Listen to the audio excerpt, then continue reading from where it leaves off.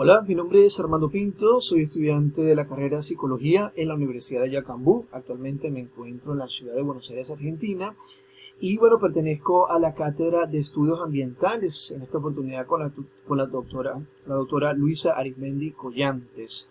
Y bueno, en esta tercera unidad hablaremos sobre la pobreza, la marginalidad y el hacinamiento urbano. Comencemos un poco. Cuando hablamos de pobreza, principalmente es el estado en el cual no es posible satisfacer las necesidades físicas y psicológicas básicas de una persona, por falta de recursos como la alimentación, la vivienda, la educación, la asistencia sanitaria, el agua potable o la electricidad, entre otros aspectos que también pudiéramos considerar.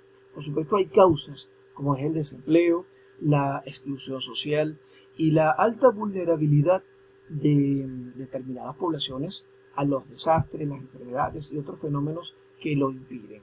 La pobreza en la actualidad es uno de los máximos problemas que se enfrenta nuestra humanidad. Hace poco se consideraba que somos más de 8 mil millones de habitantes en nuestra tierra. Sin embargo, podemos observar cómo diferentes países o continentes, los niveles de pobreza cada vez más son más elevados, y esto radica principalmente en esa poca satisfacción de las necesidades básicas que requieren ciertas poblaciones, ciertos individuos, ciertos países en la actualidad. Existen dos tipos de pobreza, como es la pobreza absoluta, que tiene que ver con el que está por debajo del umbral mínimo de los recursos establecidos, y la pobreza relativa, que se encuentra por debajo del umbral relativo de la pobreza. Vamos a describir un poco sobre esto en algunas gráficas. Podemos observar en esta gráfica cómo el continente asiático representa uno de los altos niveles de pobreza. Sin embargo, podemos considerar también que el África es uno de esos continentes que así lo reflejan. En América, aun cuando tenemos el 12.4%, tenemos países como Haití, Honduras y por supuesto Cuba, Nicaragua, Venezuela, donde también a través de diferentes estándares y muchos umbrales de pobreza a nivel internacional podemos estar tocando esos puntos álgidos bastante interesantes. Por otra parte, la pobreza en Latinoamérica lo consideramos entre Honduras con el 52%, Venezuela con el 35.6%. También está a resaltar el tema de Haití, que aunque en esta gráfica no lo resalta, que es del Banco Mundial, en esta otra, donde habla la pobreza entre países del Mercosur, aquí recordemos que el Mercosur es este bloque entre Argentina, Brasil, Paraguay, Uruguay, Bolivia y Venezuela. Venezuela es el que resalta con más del 80% para el año 2020.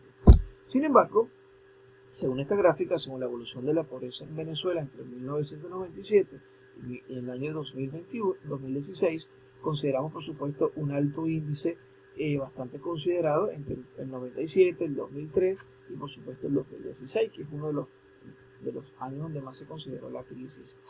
Por otra parte, existe lo que es la línea de la pobreza, y para esto se estudian diferentes puntos álgidos, sobre todo que tuvieron en Venezuela, comparando los últimos 40 años, sobre todo en el año 1989, con el gran viraje, que fue un punto álgido de nuestra economía, donde la pobreza extrema tocó el 64%. En el año 2003 se consideró el 61%, sobre todo en el año 2016, en 2021, por los diferentes índices de escasez, de hiperinflación, de crisis, tocamos el 94%. Para la actualidad, según este nivel, podemos considerarlo entre el 94.5% y el total de pobreza entre el 76.6%. Ahora bien, actualmente entonces para cuantificar la pobreza hay tres métodos de medición internacionalmente reconocidos, como es el de la línea de pobreza, el de las necesidades básicas insatisfechas y el integrado, que combinan las dos anteriores. Por supuesto, Venezuela, con 28 millones de habitantes, enfrentó por muchos años un colapso económico que llevó a 7 millones de personas a abandonar el país, porque no estaban garantizadas principales condiciones para el desarrollo tanto del bienestar personal, grupal, familiar y el desarrollo social que cada familia o individuo puede tener. Por la crisis, el número de pobres en 2021 llegó al 65.2%, según ENCOVID, realizada por el Instituto de Investigaciones Sociales de la Universidad Católica Andrés Bello.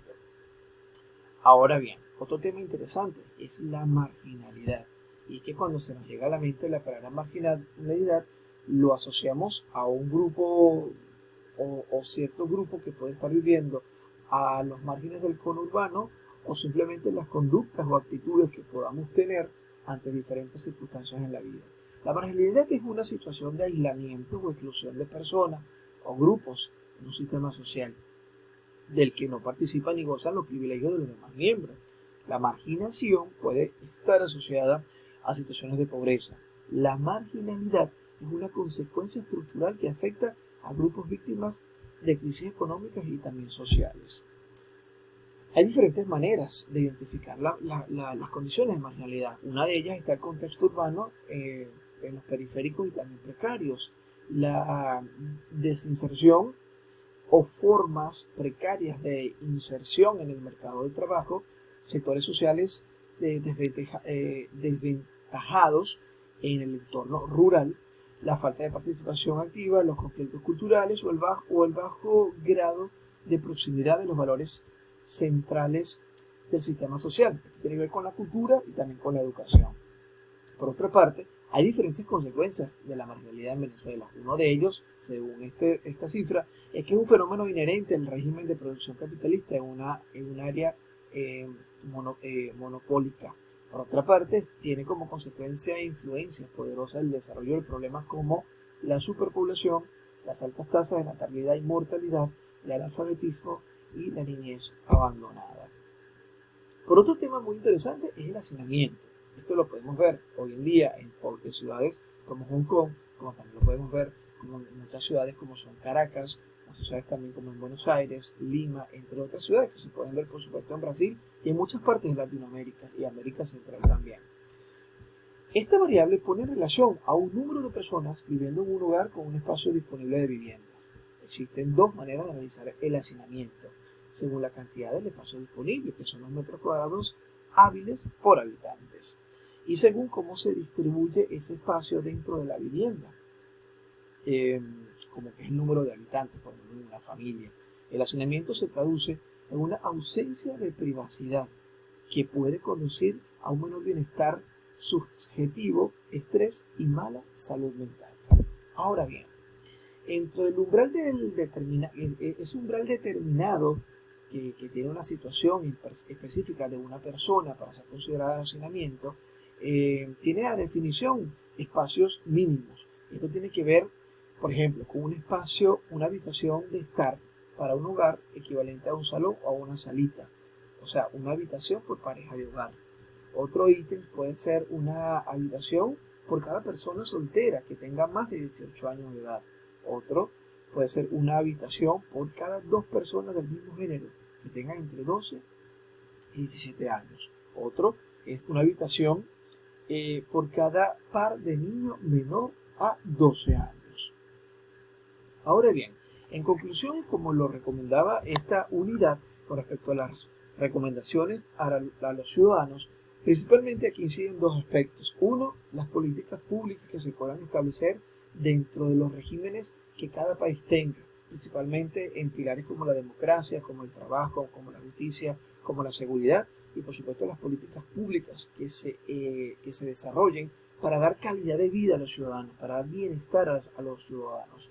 Y por otra parte, está la participación que cada ciudadano pueda tener en el nivel de conciencia, de educación, de cultura, que pueda tener para su desarrollo personal, para su desarrollo familiar, bienestar o los grupos, y así contribuir con ciudadanos que tengan un nivel de educación en base a su cultura y a sus niveles de desarrollo personal que le permita vivir en sociedades, por supuesto, con mayor productividad, con mayor desarrollo, más justas, más libres y donde tengamos ciudadanos con mayor conciencia de que la educación, el trabajo y la cultura son los que van a permitir que se pueda erradicar la pobreza, la marginalidad y el hacinamiento. Pero radica también en eso, en las políticas públicas con respecto a la calidad de vida y el desarrollo personal que cada ciudadano tenga para ver, porque al tener mayor conocimiento, tenemos por supuesto mayor libertad, mayor crecimiento, mayores niveles de bienestar de vida.